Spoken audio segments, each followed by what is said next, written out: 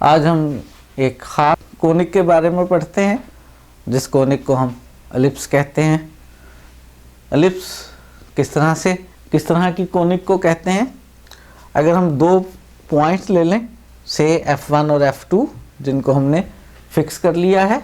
अब हम वो सारे पॉइंट्स इकट्ठे करें जिन पॉइंट्स का इन दोनों पॉइंट्स से डिस्टेंसेस का सम इक्वल हो। फर्ज करें ये पॉइंट मैंने P लिया, इसका मैंने F1 से डिस्टेंस कैलकुलेट किया, मैंने इसका F2 से डिस्टेंस कैलकुलेट किया, PF1 कैलकुलेट किया, PF2 कैलकुलेट किया, दोनों डिस्टेंसेस का सम लिया और इस सम को मैंने कोई सा भी एक कांस्टेंट ले लिया।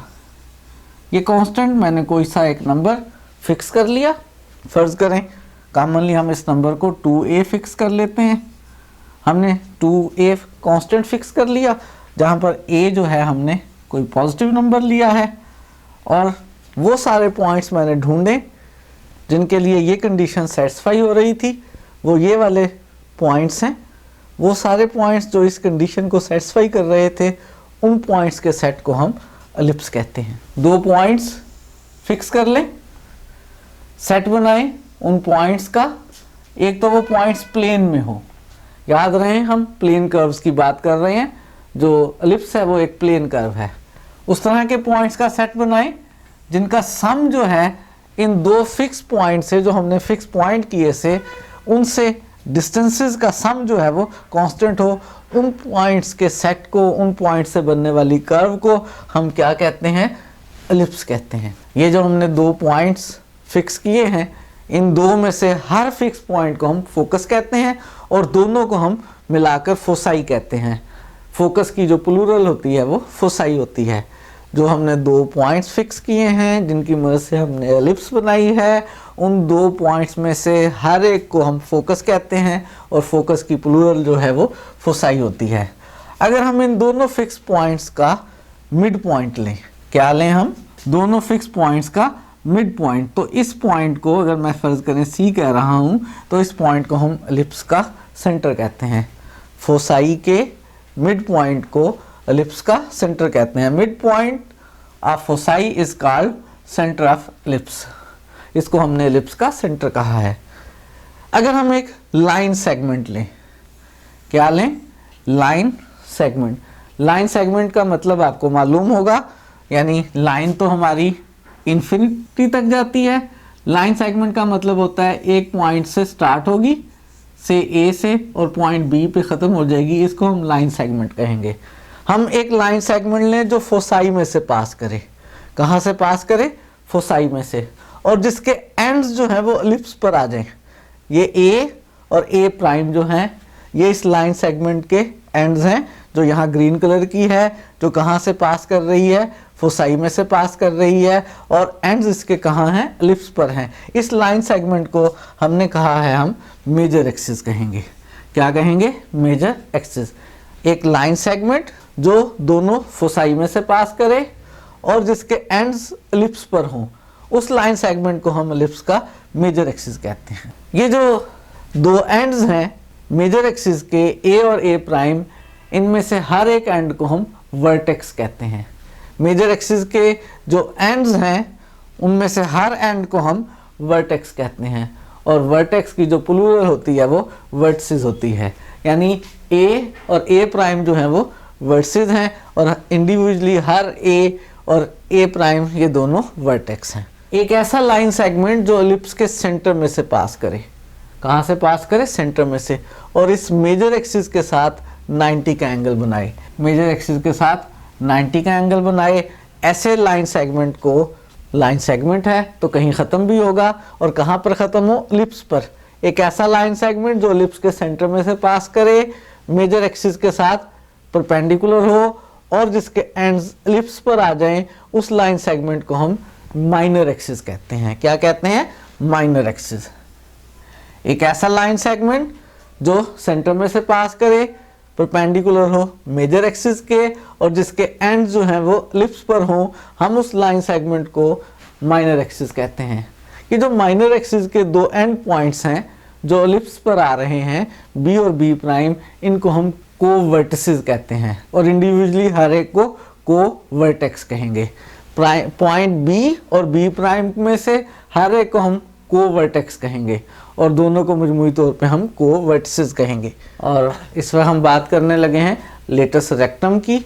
अगर आप एक ऐसा लाइन सेगमेंट लें जो फोकस में से पास करे और मेजर एक्सिस के साथ परपेंडिकुलर हो, मेजर एक्सिस के साथ क्या हो, परपेंडिकुलर हो, ये वाला लाइन सेगमेंट एल और एल प्राइम जो फोकस में से पास कर रहा है, मेजर एक्सिस के परपेंडिकुलर है, ये भी कह सकते हैं कि माइनर एक्सिस के पैरेलल हो, दोनों में से कोई सी भी बात कहें।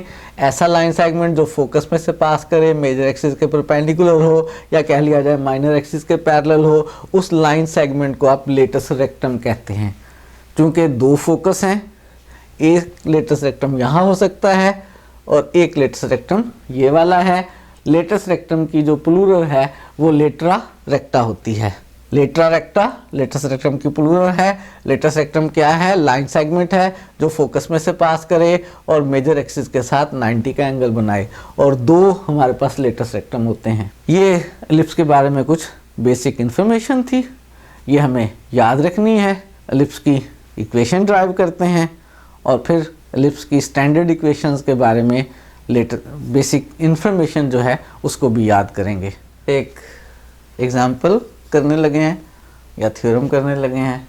करना क्या है, हमें दिए गए हैं फोसाई F1 और F2 माइनस C0 और C0, और एलिप्स के ऊपर उन पॉइंट्स का सेट बनाना है जिनका इन दो फिक्स पॉइंट से डिस्टेंसेस का सम जो है वो कांस्टेंट है।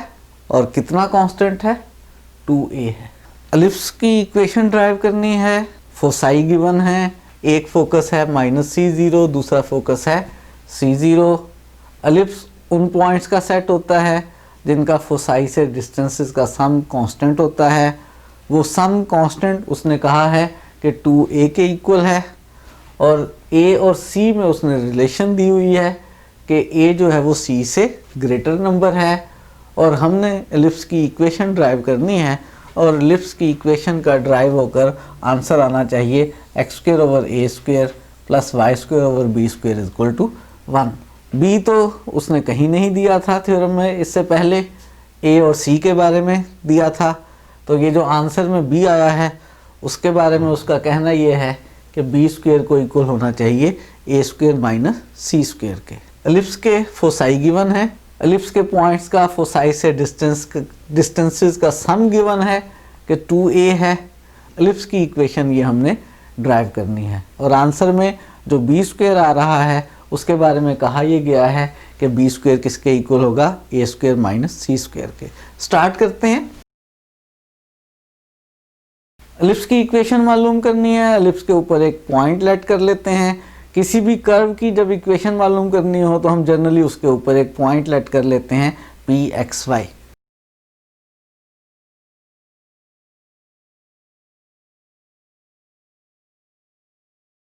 हमने एलिप्स पर एक पॉइंट लेट कर लिया pxy।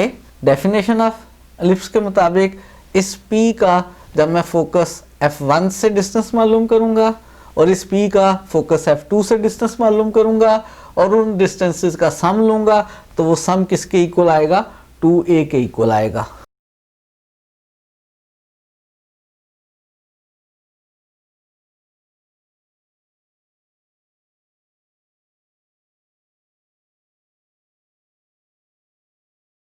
तो डेफिनेशन के मुताबिक p का f1 से डिस्टेंस, p का f2 से डिस्टेंस और उसका सम इक्वल है 2a के। p का f1 और p का f2 से डिस्टेंस मालूम करते हैं डिस्टेंस फार्मूले की मदद से। आपको डिस्टेंस फार्मूला याद होगा।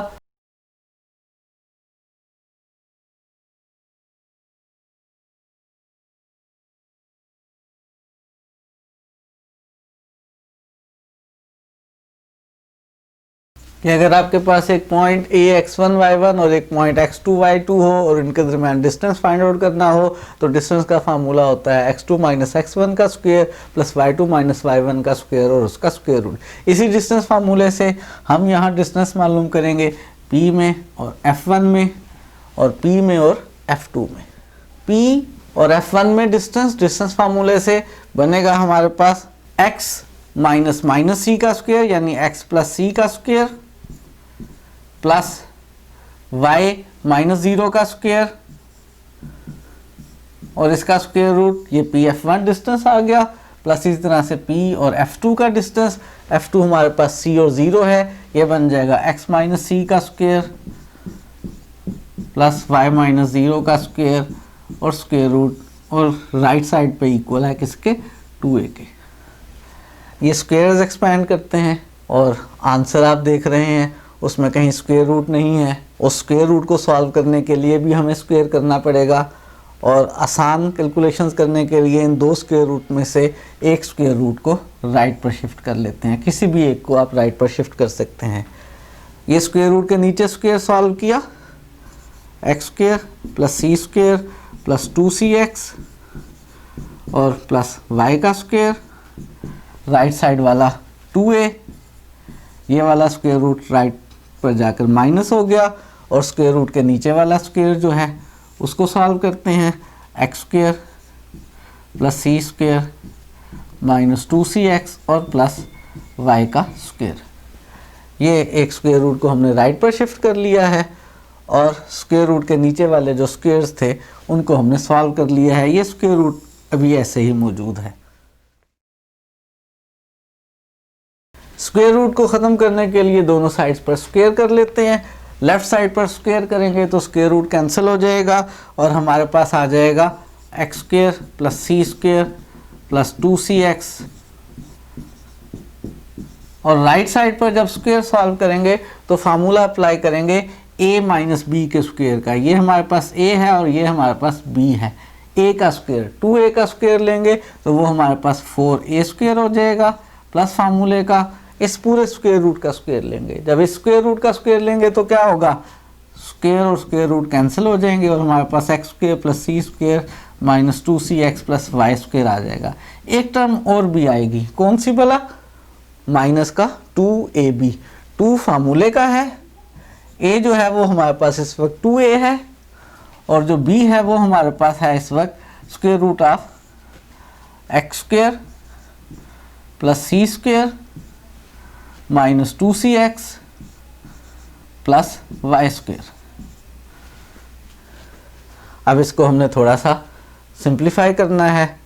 हम चाहते ये थे कि स्क्वायर रूट ख़त्म हो जाए क्योंकि जो आंसर लाना है उसमें कहीं स्क्वायर रूट नहीं है, लेकिन अभी भी राइट साइड पर एक स्क्वायर रूट मौजूद है। इस स्क्वायर रूट को ख़त्म करने के लिए बगैर स्क्वायर रूट वाली सारी टर्म्स को हम लेफ़्ट पर शिफ्ट करेंगे और इनको सिंप्लीफाई करेंगे। लेकिन राइट वाली टर्म्स को लेफ़्ट पर शिफ्ट करने से पहले कहीं कैंसिलेशन हो सकती है तो कैंसिलेशन कर लेते हैं।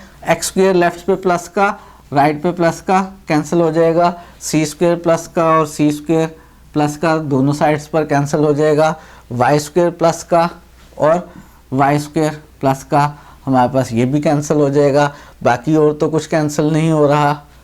लेफ़्ट वाली टर्म्स को राइट पे और राइट वाली टर्म्स को लेफ़्ट पर शिफ्ट कर लेते हैं। मैं ऐसा कर रहा हूँ कि इस 2cx को राइट पर शिफ्ट कर रहा हूँ और इस स्क्वायर रूट वाली टर्म को लेफ़्ट पर शिफ्ट कर रहा हूँ।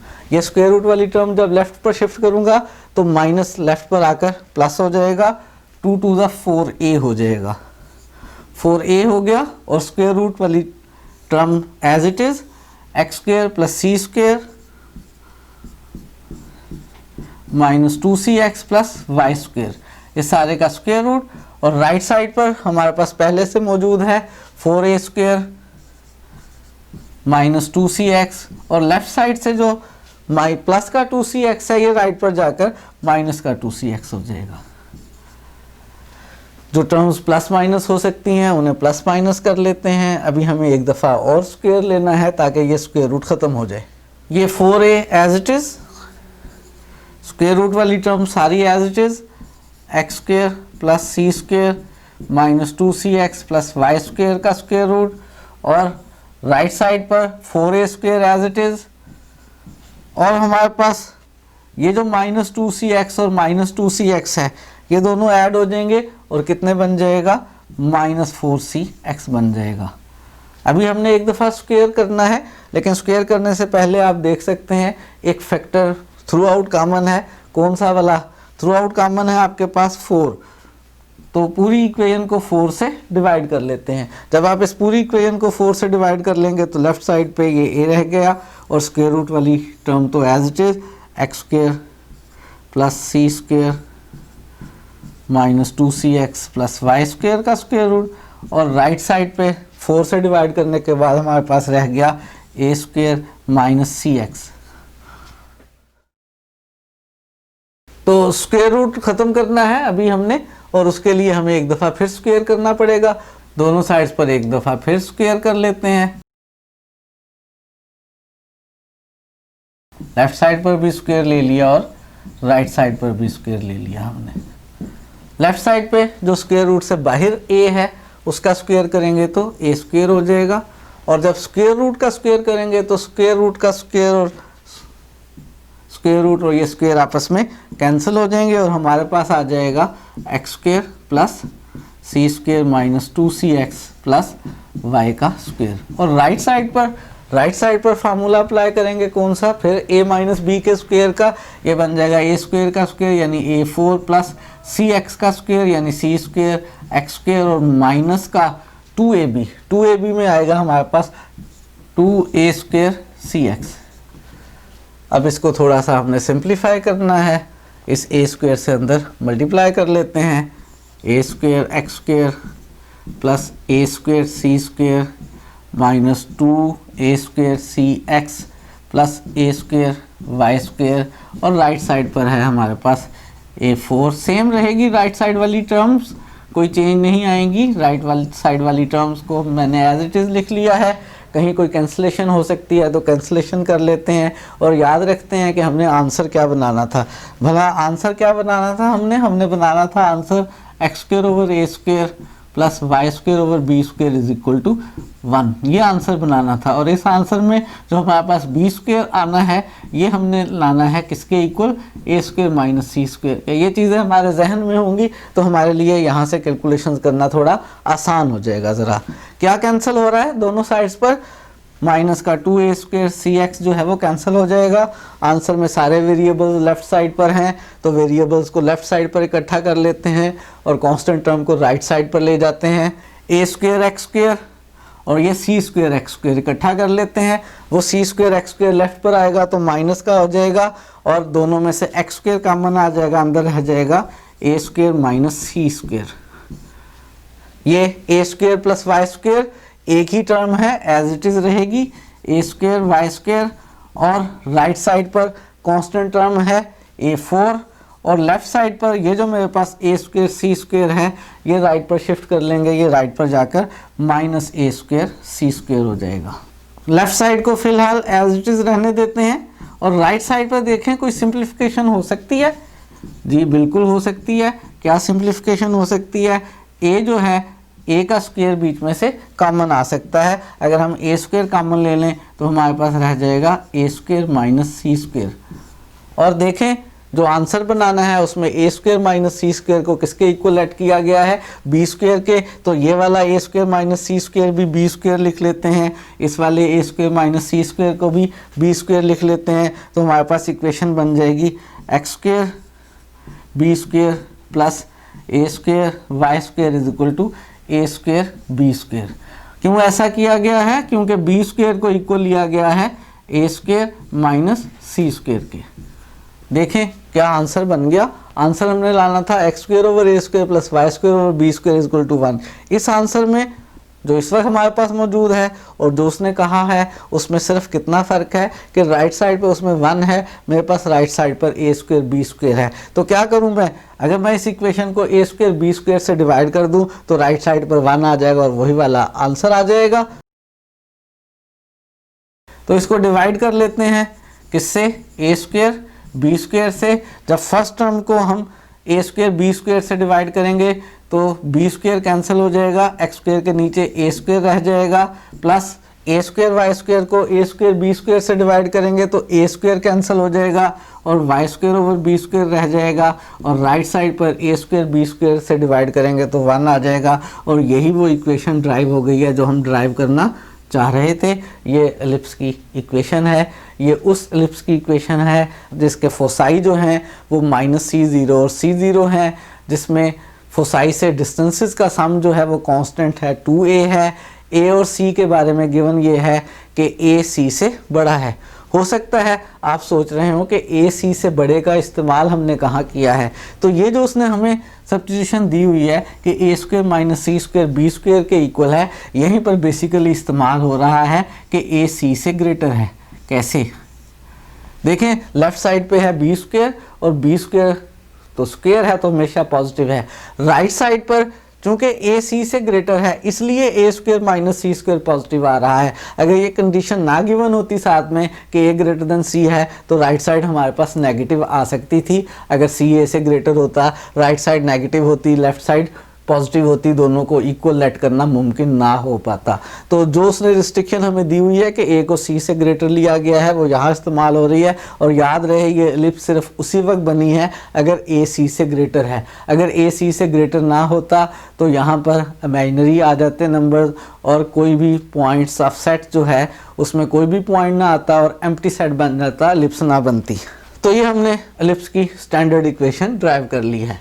तो ये हमने ड्राइव की है एलिप्स की स्टैंडर्ड इक्वेशन, उस एलिप्स की इक्वेशन जिसके फोसाई -c और c0 थे और जिसके डिस्टेंसेस का सम जो है वो 2a था। ये आपके सामने इसका फाइनल सॉल्यूशन है, आप इसको यहाँ से कॉपी कर सकते हैं। हमने एलिप्स की इक्वेशन ड्राइव कर ली है, x² / a² + y² / b² = 1, और हमने ये डेफिनेशन इस्तेमाल करके ड्राइव की है कि एलिप्स उन पॉइंट्स का सेट है जिनका फोसाई से डिस्टेंसेस का सम हमेशा कांस्टेंट होता है। एलिप्स को हम एक और तरह से भी डिफ़ाइन कर सकते हैं, जैसे हमने पैराबोला को डिफ़ाइन किया था। अगर हम एक लाइन फिक्स कर लें, ये एक लाइन फिक्स कर ली है, इस फिक्स लाइन को हम डायरेक्ट्रिक्स कहते हैं, और एक पॉइंट फिक्स कर लें, ये मैंने एक पॉइंट फिक्स कर लिया है से, इस पॉइंट को हम फोकस कहते हैं, और एक नंबर फिक्स कर लें जिसको हम इसेंट्रिसिटी कहा करेंगे, ई से डिनोट किया करेंगे, और वो नंबर ऐसा हो कि 0 और 1 के दरमियान हो। और उसके बाद हम उन सारे पॉइंट्स का सेट बनाएं, उन सारे पॉइंट्स को लोकेट करें जिन पॉइंट्स का फोकस से डिस्टेंस और डायरेक्ट्रिक्स से डिस्टेंस की रेशो हमेशा कांस्टेंट हो।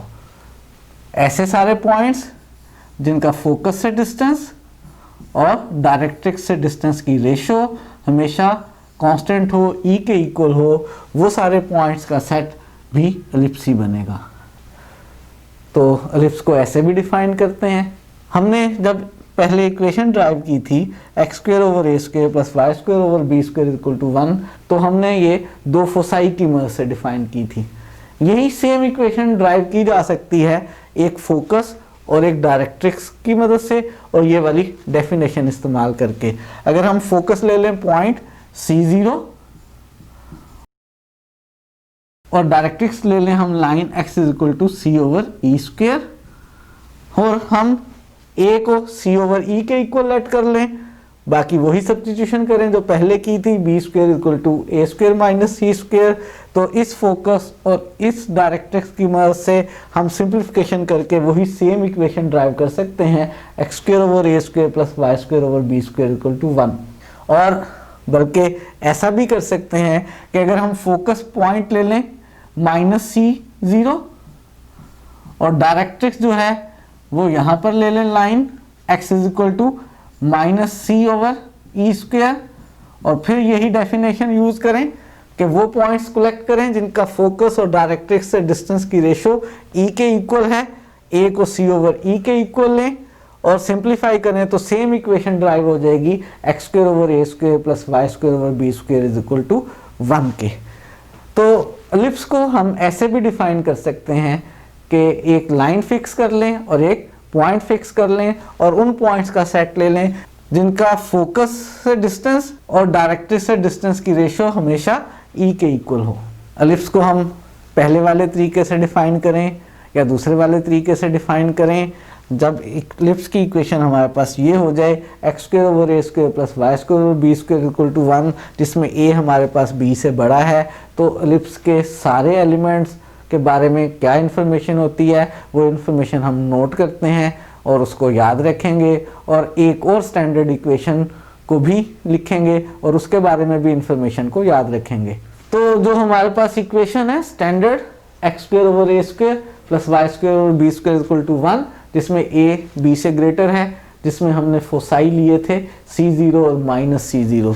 इस एलिप्स को हम स्केच करते हैं और इसके बारे में सारी इंफॉर्मेशन जो है वो हम याद रखेंगे। इस एलिप्स में जो फोसाई है हमारे पास वो यहाँ पर है एक C और 0 पॉइंट, और दूसरा फोकस जो है वो यहाँ पर है -C और 0 वाला पॉइंट। जब हम इस एलिप्स को स्केच करते हैं तो एलिप्स की शेप जो है वो कुछ इस तरह की बनती है।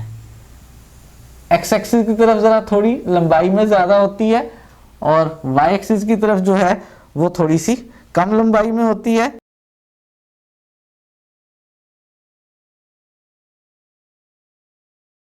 बी स्क्वायर इसमें ए स्क्वायर माइनस सी स्क्वायर के इक्वल होता है।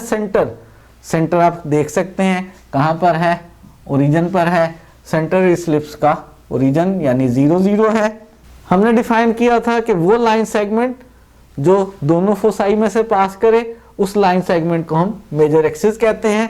यहाँ पे ये ए प्राइम से लेकर ए तक का जो लाइन सेगमेंट है ये हमारा मेजर एक्सिस है। अगर मुझे इसकी इक्वेशन लिखनी हो, आप देख सकते हैं ये कौन सा एक्सिस है, एक्स एक्सिस, और एक्स एक्सिस की इक्वेशन हमें याद है क्या होती है, y इज इक्वल टू 0 होती है। अगर मुझे इस मेजर एक्सिस की लेंथ मालूम करनी हो तो उसके लिए मुझे a और a प्राइम मालूम करने होंगे, जिनको हम वर्टिसेस कहते हैं। ये कैसे मालूम कर सकते हैं, ये वो दो पॉइंट्स हैं जहां एलिप्स एक्स एक्सिस को कट कर रही है। एक्स एक्सिस को जब कट करेगी तो y की वैल्यू 0 होगी, इसमें y की जगह 0 पुट करें तो x की वैल्यू a और -a आ जाएगी। यानी ये वाला वर्टेक्स हमारे पास a0 है और ये वाला वर्टेक्स हमारे पास -a0 है। वर्टिसेस जो हैं वो हमारे पास a0 और -a0 हैं। और इन्हीं वर्टिसेस के दरमियान अगर हम डिस्टेंस कैलकुलेट कर लें दो पॉइंट्स के दरमियान डिस्टेंस फार्मूले से, तो हमें इस मेजर एक्सिस की लेंथ मिल जाएगी जो कि कैलकुलेशंस करने पर 2a के इक्वल आएगी। माइनर एक्सिस कौन सा वाला लाइन सेगमेंट है, हमने कहा था माइनर एक्सिस वो लाइन सेगमेंट है जो सेंटर में से पास करे और मेजर एक्सिस के साथ 90 का एंगल बनाए। तो यहाँ पर ये जो लाइन सेगमेंट है b प्राइम से b तक, ये वाला लाइन सेगमेंट जो है हमारा माइनर एक्सिस है। माइनर एक्सिस इस वक्त ये वाला लाइन सेगमेंट है जो कि y एक्सिस है। अगर मुझे इसकी इक्वेशन लिखनी हो तो आपको याद है y एक्सिस के ऊपर x की वैल्यू जो है वो क्या होती है, 0 होती है। अगर मुझे इस माइनर एक्सिस की लेंथ कैलकुलेट करनी हो तो मुझे ये b और b प्राइम मालूम होने चाहिए। ये जो b और b प्राइम है इनको हम कोवर्टिसेस कहते हैं। इनको क्या कहते हैं, कोवर्टिसेस। अगर मुझे कैलकुलेट करने हो इस इक्वेशन से तो ये y एक्सिस के पॉइंट्स ऑफ इंटरसेक्शन है। y एक्सिस पे x 0 होता है, इसमें x को 0 पुट करें तो y की वैल्यू ±b आ जाएगी। ये वाला कोवर्टेक्स 0 और b है और ये नीचे वाला कोवर्टेक्स 0 और -b है। यानी इसके जो कोवर्टिसेस हैं वो 0b और 0 -b हैं। इनके दरमियान डिस्टेंस फार्मूले से अगर b प्राइम की लेंथ कैलकुलेट कर लें तो वो हमारे पास 2b आ जाएगी। लेटस रेक्टम क्या है, हमने कहा था लेटस रेक्टम लाइन सेगमेंट है जो फोकस में से पास करे और माइनर एक्सिस के पैरेलल हो, या कह लें फोकस में से पास करे और मेजर एक्सिस के साथ 90 का एंगल बनाए। यानी ये L1 और L1 प्राइम जो है वो इस वक्त लेटस रेक्टम है। एक लेटस रेक्टम इस तरफ भी है जिनकी प्लूरल को हम लेटरा रेक्टा कहते हैं, L2 और L2 प्राइम। इस लेटस रेक्टम की इक्वेशन x = c है और इस वाले लेटस रेक्टम की इक्वेशन x = -c है। इसेंट्रिसिटी हम डिफाइन कर चुके, E है।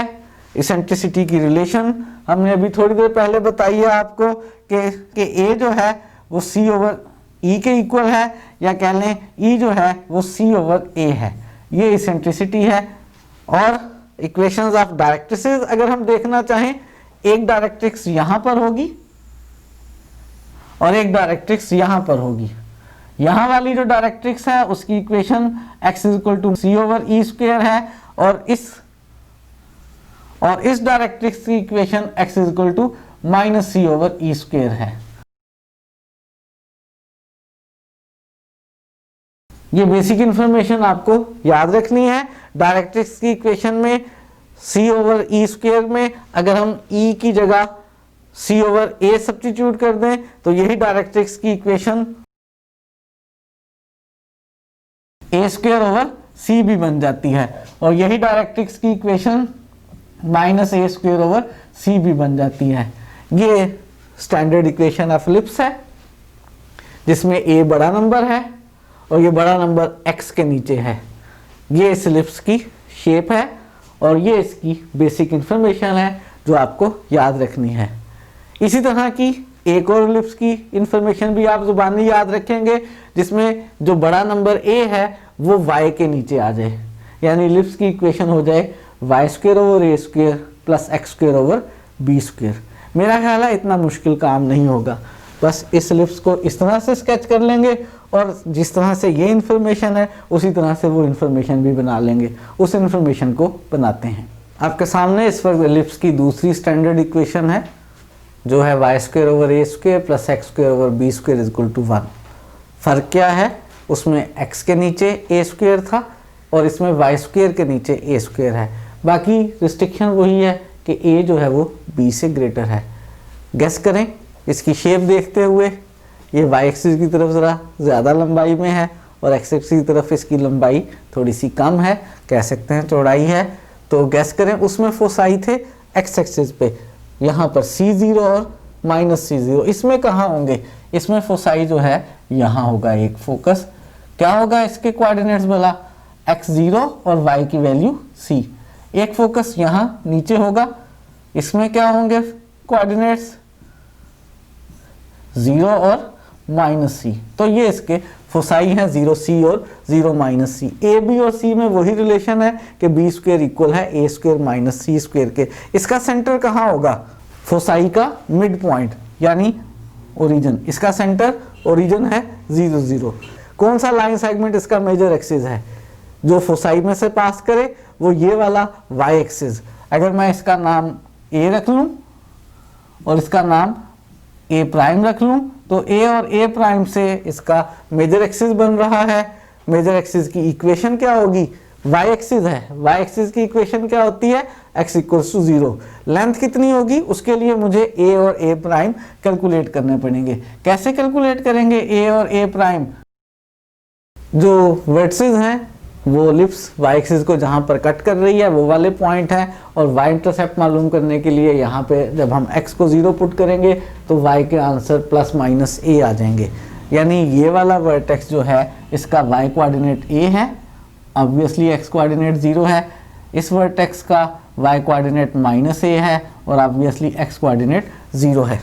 इसके बाद मेजर एक्सिस की जो लेंथ है वो a से a प्राइम तक का जब डिस्टेंस आप कैलकुलेट करेंगे दो पॉइंट के डिस्टेंस फार्मूले से, तो वो आंसर हमारे पास 2a आ जाएगा। माइनर एक्सिस वो लाइन सेगमेंट जो सेंटर में से पास करे, मेजर एक्सिस के साथ 90 का एंगल बनाए, ये हमारे पास b से लेकर b प्राइम तक का लाइन सेगमेंट जो कि x एक्सिस है। x एक्सिस की equation y is equal to 0 होती है। b और b प्राइम अगर आप कैलकुलेट करें तो x इंटरसेप्ट्स हैं, एलिप्स की इक्वेशन में y को 0 रखेंगे, x की वैल्यू प्लस माइनस b आ जाएगी। ये वाला वर्टेक्स ऑब्वियसली ये वाला को वर्टेक्स 0 और b है और ये वाला को वर्टेक्स 0 और माइनस b है। माइनर एक्सिस के एंड पॉइंट्स को हम को वर्टिसेस कहते हैं। लेटस रेक्टम लाइन सेगमेंट जो फोकस में से पास करे, मेजर एक्सिस के साथ परपेंडिकुलर हो, एक ये वाला L1 और L1 प्राइम और एक लेटस रेक्टम यहाँ पर L2 और L2 प्राइम। इसकी इक्वेशन x एक्सिस के पैरेलल है तो x is equal to c और इसकी equation x is equal to minus c। ये क्योंकि x एक्सिस के पैरेलल है इसकी equation y is equal to c और इसकी इक्वेशन इस वाले लेटस रेक्टम की y is equal to minus c। तो ये इक्वेशंस ऑफ लेटरा रेक्टा हैं, y is equal to c और y is equal to minus c। Eccentricity का वही फार्मूला है कि इसेंट्रिसिटी किसके इक्वल है, c ओवर ई के, या कह लें ई इक्वल है सी ओवर ए के, या कह लें सी इक्वल है ए ई के। इक्वेशंस ऑफ डायरेक्ट्रिक्स की बात करें तो एक डायरेक्ट्रिक्स यहाँ पर होगी y is equal to c over e square, और एक डायरेक्ट्रिक्स यहाँ पर होगी y is equal to minus c over e square. ये बेसिक इंफॉर्मेशन आपको याद रखनी है। किसके बारे में? एलिप्स के बारे में। दो स्टैंडर्ड इक्वेशंस आपको एलिप्स की याद रखनी है। अगर एलिप्स जो है स्टैंडर्ड इक्वेशन में ना हो, ना उसका मेजर एक्सिस एक्स एक्सिस हो, ना उसका मेजर एक्सिस वाई एक्सिस हो, लेकिन अगर मेजर एक्सिस एक्स एक्सिस और वाई एक्सिस में से किसी एक के पैरेलल हो, तो फिर हम शिफ्टिंग ऑफ ओरिजिन की मदद से उस एलिप्स को स्टैंडर्ड शेप में कन्वर्ट कर सकेंगे, और स्टैंडर्ड शेप में कन्वर्ट करने के बाद उसकी सारी इन्फॉर्मेशन हम याद कर सकेंगे, लिख सकेंगे, एलिप्स को स्केच कर सकेंगे। और अब करेंगे एक एग्जांपल जिसके अंदर हम एलिप्स जो कि स्टैंडर्ड फॉर्म में नहीं है, जिसका मेजर एक्सिस एक्स या वाई एक्सिस नहीं है, अलबत्ता एक्स या वाई एक्सिस में से किसी एक्सिस के पैरेलल है। अगर एलिप्स का मेजर एक्सिस एक्स या वाई एक्सिस के पैरेलल ना हो, फॉर एग्जांपल अगर एलिप्स जो है हमारे पास इस तरह की शेप में आ जाए, तो फिर हम उसको स्टैंडर्ड इक्वेशन में शिफ्टिंग ऑफ ओरिजिन या ट्रांसलेशन ऑफ एक्सिस की मदद से चेंज नहीं कर सकेंगे। अगर हमारे पास एलिप्स जो है वो इस तरह की हो, फॉर एग्जांपल ऐसी कि मेजर एक्सिस एक्स एक्सिस तो नहीं है लेकिन एक्स एक्सिस के पैरेलल है, तो इस तरह की एलिप्स की इक्वेशन को हम स्टैंडर्ड फॉर्म में कन्वर्ट कर सकेंगे शिफ्टिंग ऑफ ओरिजिन या ट्रांसलेशन ऑफ एक्सिस की मदद से, और बेसिक इन्फॉर्मेशन कलेक्ट कर सकेंगे। और एक एग्जांपल करेंगे नेक्स्ट लेक्चर में।